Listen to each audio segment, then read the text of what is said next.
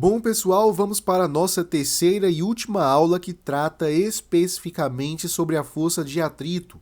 Não significa que essa força não vá mais aparecer de agora em diante, tá? Significa apenas que essa é a última aula em que nós vamos aprender coisas novas especificamente sobre esse tipo de força. Pessoal, na aula de hoje nós vamos estudar como é que essa força de atrito acontece em aparatos chamados de pneus, tranquilo? Imagino que você já deva ter avistado, né, um ou dois pneus alguma vez na vida. A gente também vai ver, através da análise desses pneus, como é que a gente analisa o atrito favorável e o atrito contrário ao sentido de movimento. E no final da aula estudaremos uma tecnologia chamada tração nas rodas. Tração dianteira, tração traseira, tração nas quatro rodas. A gente vai aprender a calcular a distância de frenagem a partir do coeficiente de atrito, tanto dinâmico quanto estático. E a gente vai ver por cima o que é o freio ABS. Muito bem, vamos em frente. Vamos imaginar inicialmente que tenhamos um automóvel que esteja se movendo para a direita e a gente vai pegar ali uma condição normal, tranquilo? Numa condição normal que eu diga é um carro em seu pleno funcionamento. E assim, o que é que a gente percebe? A gente percebe que a gente tem duas velocidades que são importantíssimas e que precisam ser consideradas nesse momento. Uma é a velocidade de translação, cujo sentido eu estou representando por essa setinha verde, tá? E outra é a velocidade de rotação dos pneus. Note que aqui eu considerei, né, que esses pneus girem no sentido horário, justamente para que a gente tenha como resultante desse giro uma velocidade para a direita. O que eu farei a partir de agora é algo que eu fiz lá na nossa aula sobre movimento circular. O que é que eu fiz? Eu peguei aqui esse pneu e eu dei um zoom, eu dei uma ampliada, para que a gente pudesse perceber o que estava acontecendo. Uma coisa que eu fiz também foi pegar aqui alguns pontos distintos para que a gente pudesse analisar o que é que está acontecendo nesse pneu. Então aqui a gente tem o ponto A, tem o ponto B, tem aqui um ponto C e tem também o ponto D. Além, é lógico, do centro dessa circunferência, que seria o ponto O. Logicamente, a gente sabe que esse carinha está se mexendo para a direita, então todos esses pontos especificados possuem uma velocidade de translação para a direita. E agora o que a gente vai fazer é analisar as velocidades lineares associadas a cada ponto de acordo com o movimento circular uniforme, uma vez que a gente sabe que esse carinha gira no sentido horário, não é isso? Então vamos analisar primeiramente ali no ponto A. A gente percebe que a gente tem uma velocidade que aponta também para a direita. Lá no ponto B, para que exista o sentido horário, a gente tem uma velocidade que ela aponta para baixo. Lá no ponto C, a gente tem uma velocidade para a esquerda. E lá no ponto D, nós temos uma velocidade para cima, ok? Então, temos completado aqui o sentido horário. Muito bem. E uma coisa que a gente pode fazer é analisar as velocidades resultantes em cada ponto. Por exemplo, lá no ponto A, nós temos duas velocidades aqui de mesmo módulo, né? Mesma direção e mesmo sentido. Uma coisa que a gente pode fazer é somar essas velocidades. V mais V é igual a 2V.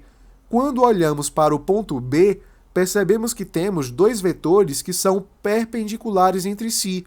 Então, o vetor resultante estaria mais ou menos aqui, e uma coisa que nós podemos fazer para calculá-lo é aplicar o teorema de Pitágoras, já que podemos pegar esse vetor verdinho, trazê-lo para cá, fechar aqui o polígono, que seria na verdade um triângulo, e a gente aplica o teorema de Pitágoras.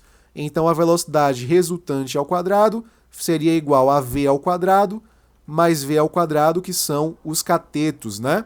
Então a gente ficaria com velocidade resultante ao quadrado vai ser 2v ao quadrado, tiramos as raízes em ambos os lados, né? Ficaríamos com velocidade resultante é igual a v raiz de 2, que é justamente o resultado que eu coloco aqui para vocês.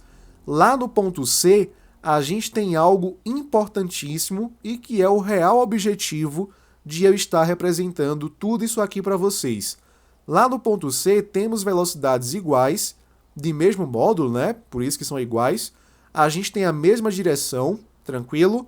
Porém, os sentidos são opostos. O que é que a gente faz? A gente subtrai esses dois vetores.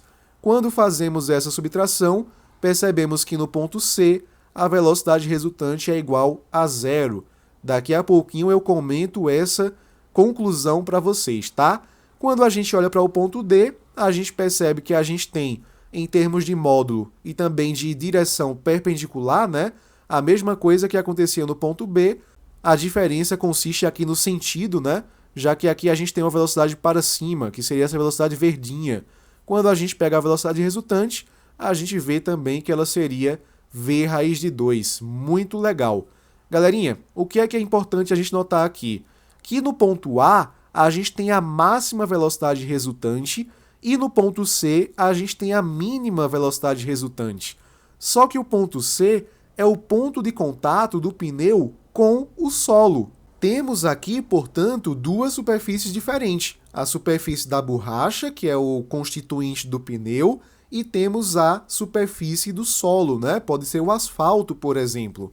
Se a gente percebe que a velocidade resultante entre essas duas superfícies é igual a zero, é porque a gente não tem deslizamento. E quando não temos deslizamento, a gente diz que a força de atrito é estático.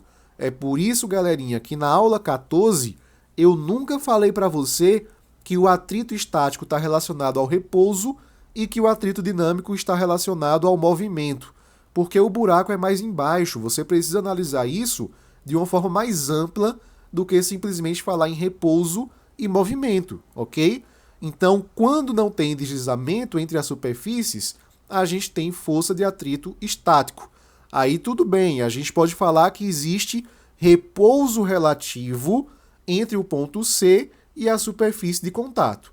Aí fica completo. Aí sim você pode falar em repouso. Então, por isso que eu deixei aqui para que a gente tivesse essa maior compreensão, tudo bem? Agora vamos imaginar o seguinte. A gente já sabe, né, que o atrito estático ele está presente ali entre o pneu e o asfalto em condições normais, né? Em condições normais de funcionamento do veículo. Mas imagine que a gente tenha uma derrapagem, ou seja, um deslizamento.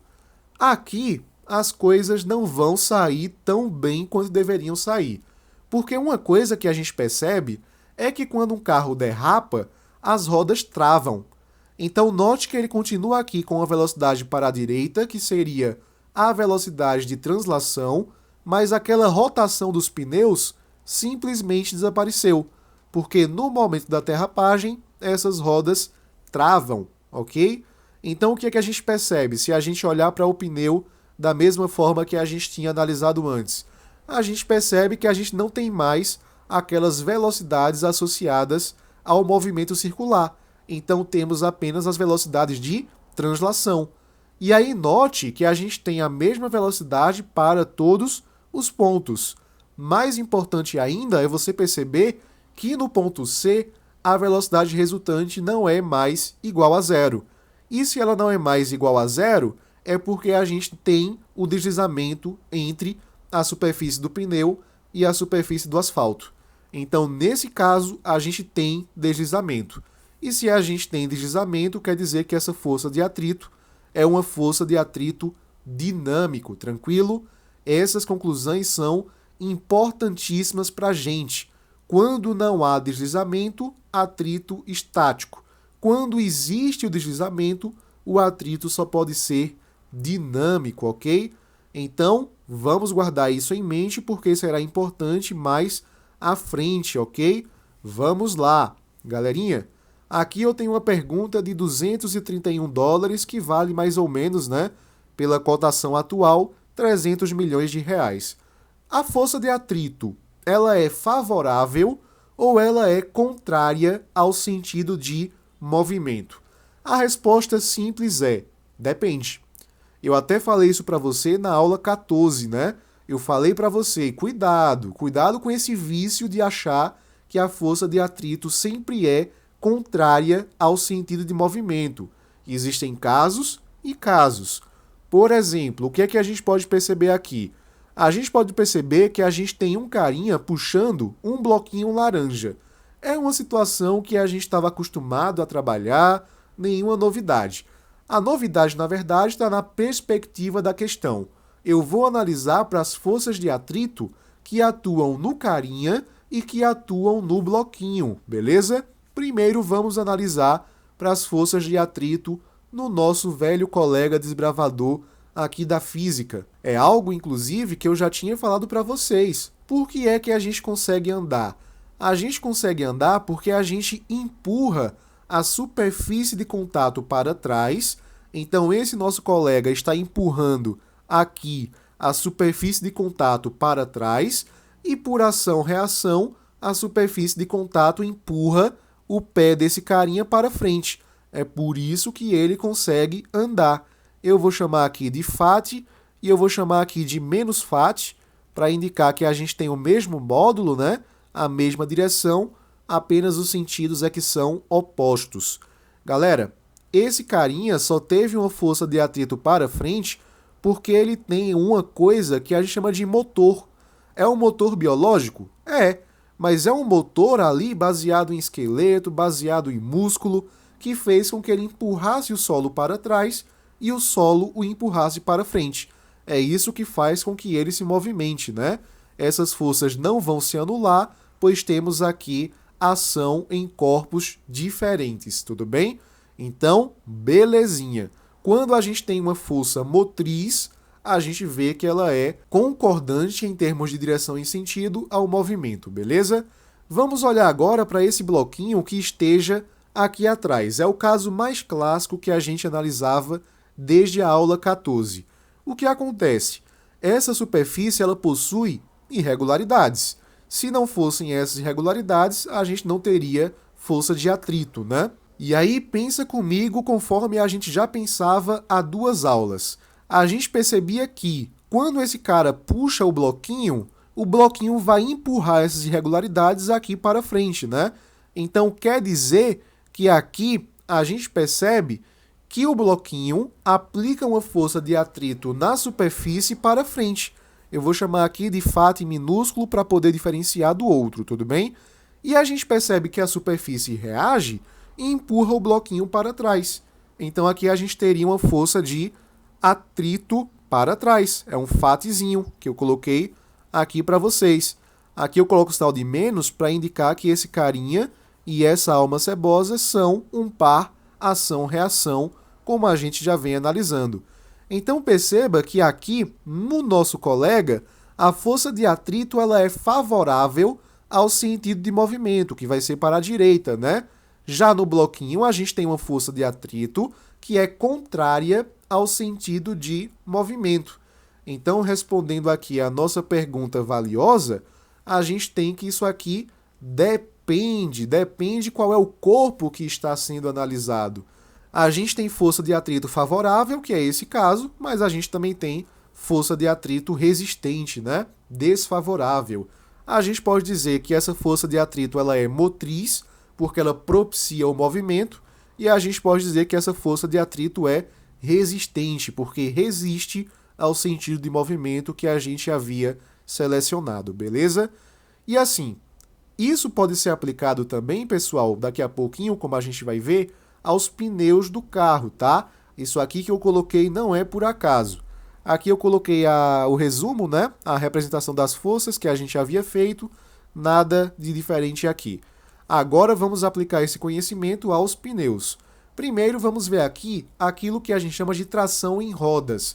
Quando a gente diz que um eixo de rodas do carro é tracionado, é porque a gente tem uma transmissão da rotação do motor para esse eixo. Lembra que um carro ele tem 2 eixos principais, né? Tem o eixo das rodas dianteiras e tem o eixo das rodas traseiras. Aqui eu coloquei um esqueminha para que você possa entender isso, tá? É como se fosse uma visão transparente do carro, né? Visto de cima, beleza? Então vamos analisar aqui como é que acontece a tração dianteira. Aqui onde a gente tem essa ventoinha, a gente tem o motor do carro, beleza? Aqui de laranja eu coloquei algo que a gente chama, na engenharia mecânica, de conversor de torque. Ele meio que serve para pegar o giro do motor e transmitir para essa partezinha verde, que é chamada simplesmente de transmissor de giro. Esse transmissor de giro vai transmitir aqui essa rotação para esse eixo que eu coloquei aqui de vermelho, que seria o eixo conectado aos pneus dianteiros, beleza? Isso aí vai fazer com que esses pneus eles tenham uma força motriz, né, gerada lá pelo motor desse carrinho. Tem muitos carros populares que eles têm tração dianteira, né? E isso é explicado porque o motor dos carros atuais fica justamente na frente do carro. E aí fica mais fácil você fazer essa conexão aqui com o eixo dianteiro dos pneus, tá? Antigamente você tinha alguns carros que tinham tração traseira, né? É o caso do Fusca que a gente vai ver daqui a pouquinho. Mas isso aqui é importante, pessoal, colocar essa tração dianteira também como uma forma de economizar espaço, tá? Beleza. Então veja, o motor está dando tração para os pneus dianteiros. Aí o que é que vai acontecer, pessoal? Os pneus dianteiros, eles vão empurrar a superfície para trás. Então aqui a gente teria uma força de atrito, né? Um FAT, e a superfície vai responder, vai empurrar esse pneu aqui para frente. E é isso que vai fazer com que a gente tenha o movimento desse carrinho, né? Colocar aqui o sinal de menos para indicar que temos um par ação-reação. O pneu de trás ele não é tracionado, ou seja, ele não recebe o giro do motor, não recebe aquilo que chamamos de torque do motor, tá? E aí o que acontece, pessoas? É como se a gente tivesse aqui essa superfície, né? Como a gente tinha lá para o caso em que a gente pegava o carinha puxando um bloquinho. Ele tem um motor biológico, então a força de atrito é para frente. Já o carinha de trás, ele empurra a superfície para frente e a superfície reage empurrando ele para trás, com uma força que a gente diz que é resistente, né? Então o que acontece com esse pneu daqui? A gente percebe que ele vai empurrar as irregularidades da superfície para frente, então a força de atrito na superfície estaria aqui, né? Que eu vou representar por FAT minúsculo também. Tá aqui o FAT, e aí o solo devolve com uma força para trás aqui nesse pneuzinho, ok? Muito bem. É como se você pudesse imaginar também assim, como aqui a gente teve uma força motriz, então é como se essa superfície, relativamente, né, estivesse vindo para cá, ok? E aí você tinha aqui, como resultante desse processo, uma força de atrito aqui para trás, né? A superfície empurra esse carinha para trás. Muito bem. Mas você pode fazer aquela análise das irregularidades também, né? O pneu empurra a superfície para frente e a superfície empurra o pneu para trás. Muito bem. Então, quando temos acoplamento ao motor, a gente percebe que a força de atrito no pneu é favorável ao sentido de movimento, né? Já que esse carrinho vai vir para a direita. Quando você não tem essa conexão com o motor, a força de atrito vai ser contrária ao sentido de movimento. Muito bem. Essa é uma regrinha que você pode colocar em mente, tá? Como a gente vai ver aqui nos próximos casos. Aqui eu coloquei o resuminho, né? Aqui o pneu tracionado aponta para frente, a força de atrito, e o pneu que não é tracionado é contrário ao sentido de movimento. Beleza? Quando a gente pega a tração traseira, aqui eu coloquei para os carros modernos, tá? Em que o motor fica na frente do carro. Mas antigamente você tinha o Fusca, por exemplo, que o motor ficava lá atrás. E aí, por isso que facilitava a tração ser traseira, né? Uma questão de proximidade com o motor. Essa tração traseira, atualmente, é utilizada em alguns carros de corrida e tal. Perceba também que esses carros de corrida não têm muito espaço atrás, justamente porque o motor ele pode ser colocado lá atrás e etc, tá? O próprio Fusca não era um carro muito espaçoso, não é isso? Então, veja, é a mesma coisa que a gente viu para o caso anterior, só que agora os pneus tracionados são os pneus traseiros. Então, quando a gente analisa aqui, a gente percebe que esse pneu traseiro que é tracionado empurra a superfície para trás, que nem o nosso pé fazia, né? Então, empurra a superfície aqui para trás, e o que acontece é que a superfície reage e vai empurrar aqui o pneu para frente. Muito bem. Par, ação, reação. O pneu aqui da frente ele não tem tração. Então ele meio que vai empurrar as irregularidades da superfície para frente, a superfície vai reagir e vai fazer com que a gente tenha uma força de atrito para trás no carrinho aqui, beleza? Representando aqui essa força de atrito, bonitinha aqui, que fica melhor ainda quando eu coloco o resumo, né? Que aí fica bonitinho, mais bonitinho do que seria se eu desenhasse. Então, a gente vê que a regrinha ela está valendo, né? Pneu tracionado, a força de atrito vai no mesmo sentido de movimento. Pneu não tracionado, a força de atrito é oposta ao sentido de movimento. Beleza? E agora a gente vai ver o caso da tração nas 4 rodas. É uma tração bem interessante, daqui a pouquinho eu digo por quê. Mas perceba que a gente tem a conexão do motor, né, no final das contas, tanto com o eixo dianteiro quanto com o eixo traseiro. Very good. E aí a gente percebe o quê, pessoas? Que tanto o pneu dianteiro quanto o pneu traseiro vão empurrar essas superfícies para trás, né? Então aqui tem o FAT, aqui tem outro, são as forças de atrito proporcionadas pelo pneu na superfície. Logicamente que essa superfície vai reagir em ambos os pneus e vai levar esses pneus para frente, ok? Cada qual com seu par ação-reação. Beleza? Que é justamente o resumo que eu coloco aqui. A tração nas 4 rodas ela vai ser interessante porque eu tenho a potência do motor distribuída para as 4 rodas. Isso aqui vai ser bastante legal em estradas que não são tão regulares. Estradas de areia, quando você vai para o campo, você tem alguma região de grama, enfim, regiões que você precisa de mais potência nessas rodas para fazer com que a gente tenha o giro, né? E a gente perceba que esse carinha consegue se movimentar, ok? Quando você vai para o asfalto, você pode usar tração dianteira, tração traseira, sem nenhum problema, porque aí a superfície é mais lisinha, né? É legal para o movimento. Quando você vai para superfícies mais difíceis de condução, aí a tração nas 4 rodas ela pode ser interessante, né? Tem alguns carros, inclusive, que eles conseguem variar essa tração, né?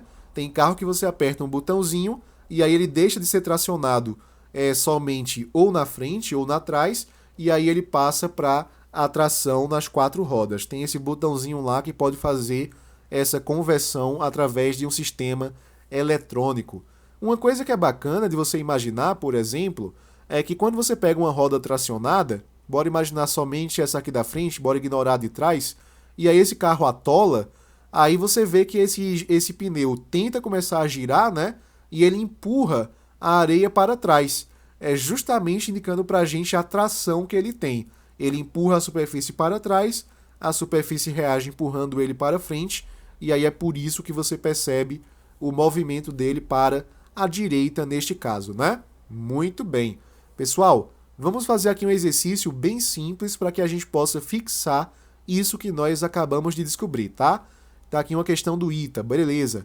Um automóvel se desloca sobre uma estrada da direita para a esquerda, então o sentido de movimento, né, nas figuras de 1 a 4 é sempre para cá, beleza? Colocar aqui para que a gente lembre.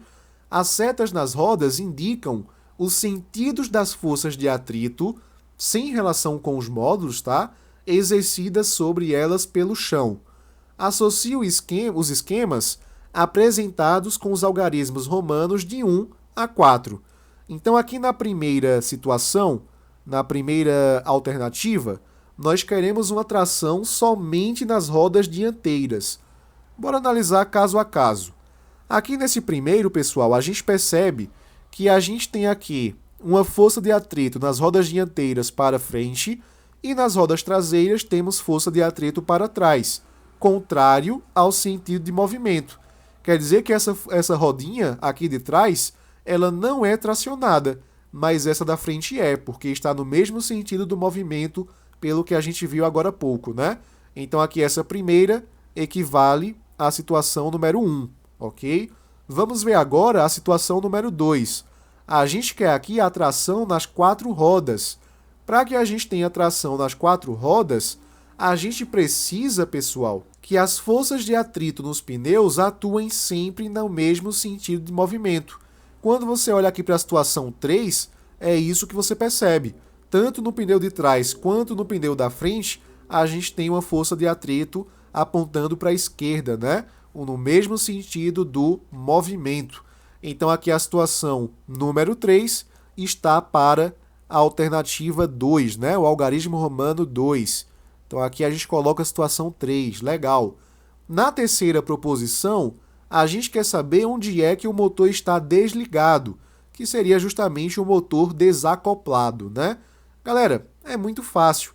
Quando a gente desliga o motor, não tem mais como a gente tracionar nenhuma das rodas. Então, todas as rodas vão ter uma força de atrito apontando no sentido contrário ao do movimento, que é justamente o que aparece aqui nessa quarta situação. Então, aqui a gente tem a quarta situação. Logicamente que aqui vai ser a segunda, né? Porque não tem mais o que fazer, mas ela diz que a gente quer tração somente nas rodas traseiras. Quando você olha para a situação 2, realmente, né? As rodas traseiras são tracionadas porque a força de atrito aponta para a esquerda, que é o sentido de movimento. A roda dianteira está com um atrito contrário ao sentido de movimento. Então quer dizer que ela não está tracionada. Então aqui estão as nossas respostas, bem simples, né? Vamos agora para a próxima questão. O caminhar humano, de modo simplificado, acontece pela ação de 3 forças sobre o corpo. A gente tem o peso, a gente tem a normal e a gente tem o atrito com o solo. De modo simplificado, as forças peso e atrito sobre o corpo, muito cuidado, tá? É sobre o corpo e não sobre a superfície, são respectivamente. Então aqui fica fácil. Se a gente imaginar, por exemplo, aqui essa superfície que saiu mais retinha do que eu esperava, glória a Deus, e a gente coloca aqui um carinha caminhando, ó, ele vai empurrar essa superfície para trás, né? Como a gente tinha visto anteriormente, muito bem. Ele está andando para cá, misericórdia, essa cabeça ficou meio estranha, ficou dentro do pescoço, agora está mais simpático. Então veja, ele anda para a direita. Para ele andar para a direita, ele precisa pegar o pé dele e empurrar a superfície para trás, né? Então aqui estaria um fat, que eu vou chamar de menos fat na verdade, porque é contrário ao sentido de movimento, né? E aí a superfície aplica no pé dele uma força para frente. É isso que faz com que ele se mexa, né? Então aqui essa força de atrito ela acontece no mesmo sentido do deslocamento. Pode ser por enquanto a letra B e pode ser a letra C. E o peso é o mais fácil de todos, né? A gente sabe que o centro da Terra puxa ele para baixo, então aqui a gente tem a força peso para baixo, legal. Então vertical para baixo e horizontal com o mesmo sentido do deslocamento, que é justamente isso que aparece na letra C, disse Rose. Se ele quisesse saber qual era a força normal, era só você pensar que esse cara comprime a superfície para baixo, né? Uma normal aqui para baixo e a superfície reage, levando ele para cima. Beleza. Mas como ele não pediu, a gente finge que nem existe, né? Muito bem. Pessoal, uma coisa que é interessante é a gente calcular a distância de frenagem, ou seja, quando um carinha aciona os freios do carro, a partir do coeficiente de atrito, seja ele dinâmico, seja ele estático. Eu vou fazer aqui com o coeficiente de atrito genérico e depois a gente discute um pouco sobre o tipo específico desse coeficiente, tá? Então veja, para que ele possa frear, a gente sabe que a única força que vai atuar nele é a força de atrito. Então quer dizer que a força resultante vai ser igual ao Fat, tudo bem? Só que força resultante é a mesma coisa que massa vezes aceleração. E a força de atrito vai ser o coeficiente de atrito, né? Multiplicado pela força normal. A nossa sorte é que estamos pegando aqui o caso em que a gente tem uma superfície plana, e aí quando a gente olha para as superfícies planas, a gente percebe que essa normal ela é igual em módulo ao peso, né? Então eu vou fazer essa substituição aqui. Em vez de colocar a normal, eu vou colocar simplesmente o peso. Mas lembre que peso é massa vezes gravidade, não é isso? Então ficaria massa vezes aceleração vai ser igual a μ vezes a massa vezes a gravidade. Massa de um lado, massa do outro, você pode eliminar sem medo de ser feliz. Então quer dizer que essa aceleração, na verdade é uma desaceleração, né? Porque a gente tem uma frenagem, vai ser igual a μ vezes a gravidade, μg, beleza? Quando a gente olha para a equação de Torricelli, que a gente aprendeu lá em cinemática, a gente teria que a velocidade final ao quadrado vai ser igual à velocidade inicial ao quadrado, mais ou menos, depende da aceleração, né? Se aqui a gente tem um movimento acelerado, se a gente tem um movimento retardado, 2 vezes a aceleração vezes o deslocamento. Como aqui este deslocamento eu estou chamando de distância, aí eu vou dizer que ele é um Dzinho, ok? Muito bem. Galera, se ele quer parar, qual é a velocidade final dele? É 0. Então ficaria 0 ao quadrado, tem que ser igual à velocidade inicial ao quadrado. Eu vou colocar o sinal de menos porque aqui a gente tem um movimento retardado, é uma frenagem, né? Ele perde velocidade. Então, menos 2 vezes a aceleração, mas quem é a aceleração é μg. Então, μ vezes g vezes a distância, né? A distância de frenagem. Eu pego essa velocidade inicial ao quadrado, jogo para o outro lado, a gente vem com menos VO ao quadrado. Isso vai ser igual a menos 2 vezes o μ vezes o g vezes a distância. Menos de um lado, menos do outro, multiplica tudo por menos 1, vai ficar positivo, vai ficar positivo. Se você isolar essa distância, ficaríamos com velocidade inicial ao quadrado dividida por 2μ vezes g, que é justamente a expressão que eu realço aqui para vocês, tá? Isso aqui é bem legal, porque agora a gente tem uma forma, né, de calcular essa distância de frenagem a partir da velocidade inicial ao quadrado, que é uma constante. A gente tem aqui a gravidade, que é outra constante. A gente tem aqui o coeficiente de atrito, que também é constante, né? Se a gente mantiver a mesma superfície, as mesmas superfícies de contato, aliás. E aqui a gente tem o 2, que é 2, também é um valor constante, beleza?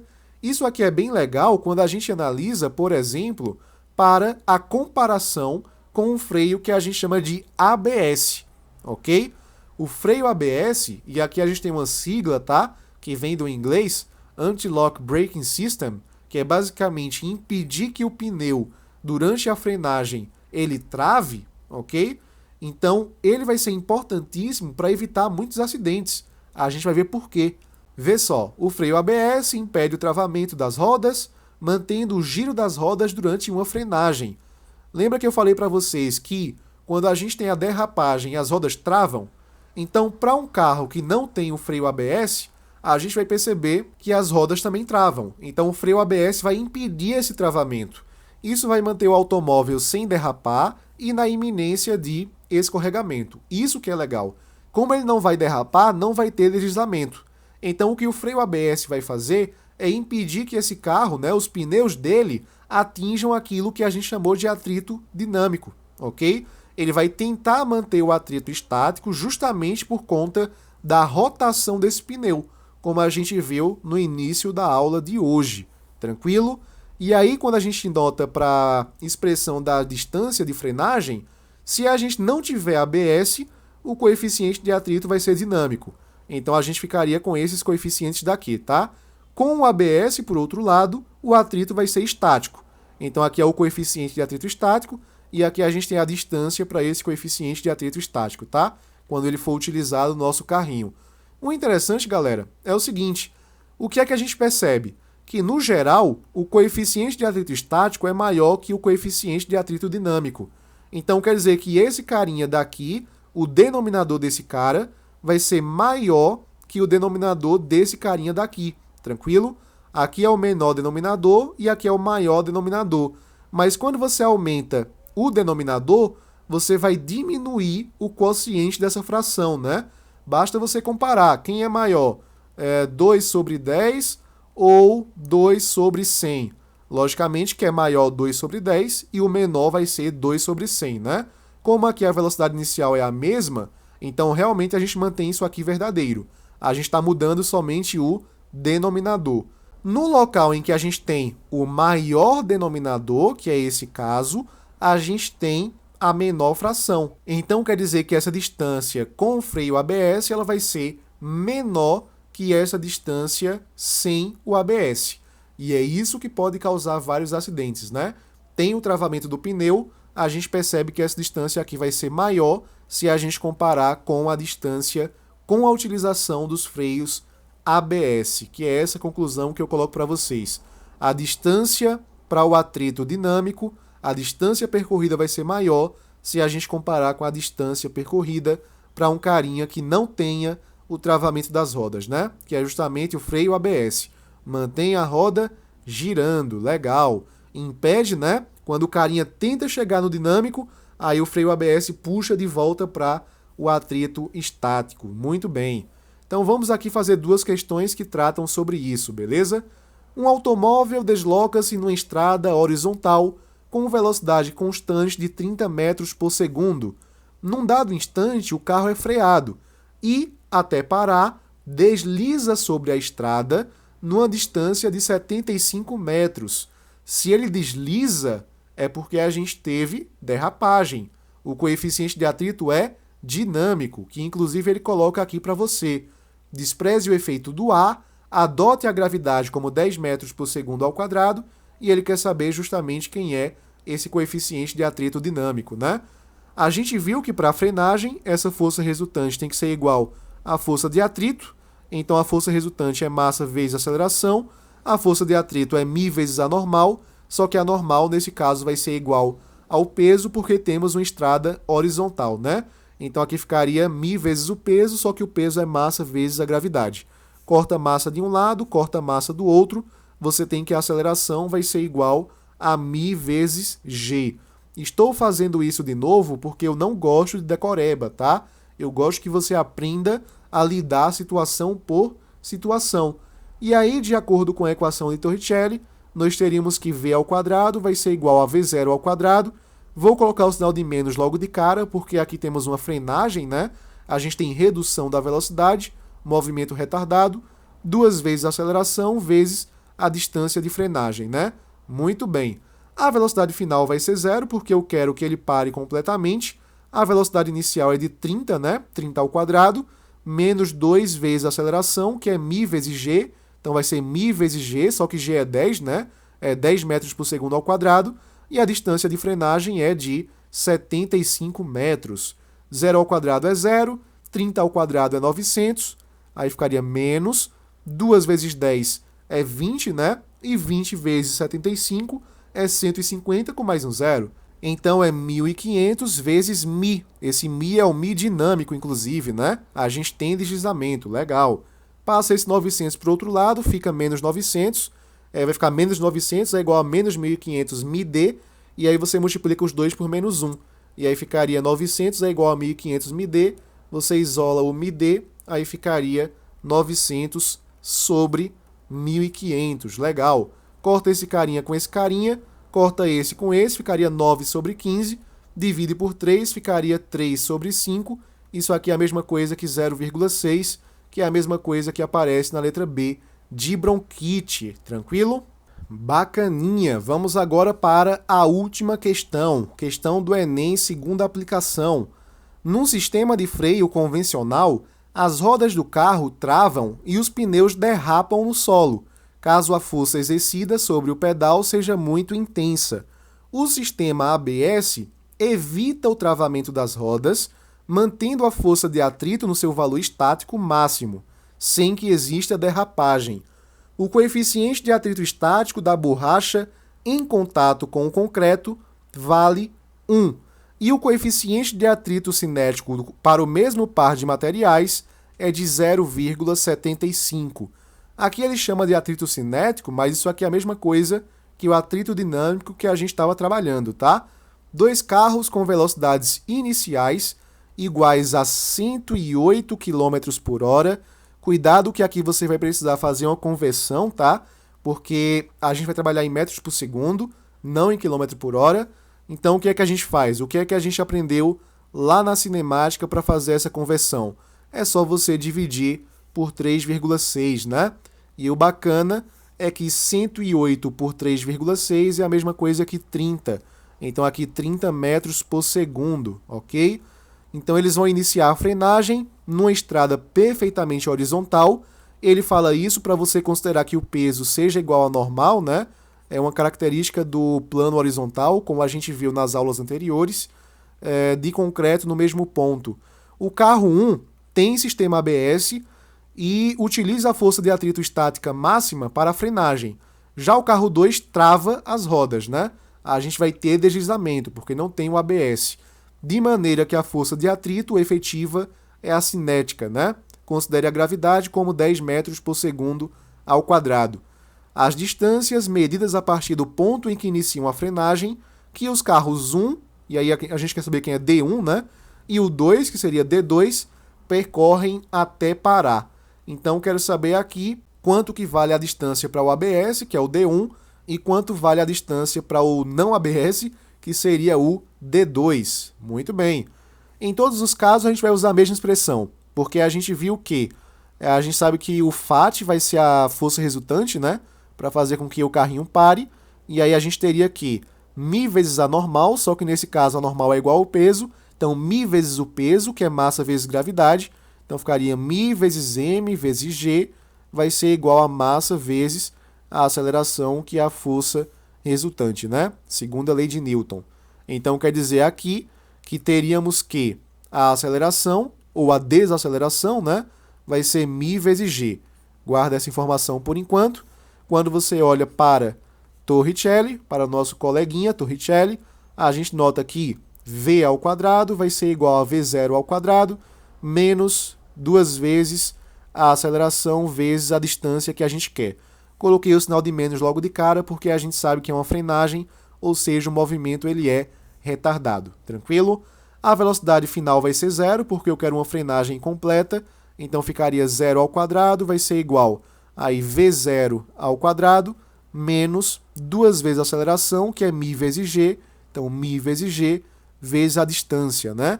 Você vai fazer o seguinte, pega o v0 ao quadrado, passa para o outro lado, ele vai negativo, multiplica os dois lados por menos 1, fica positivo, isola a distância.